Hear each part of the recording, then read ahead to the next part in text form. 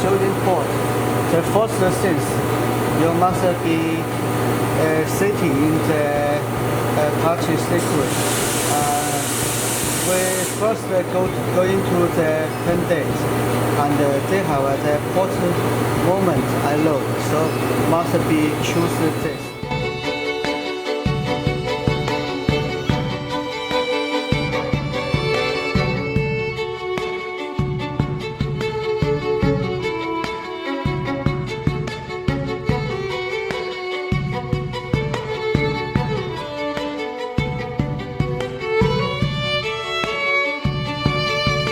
Third things, we'll remove this shoulder port. Use this control box. This is in, port is in, and this is out.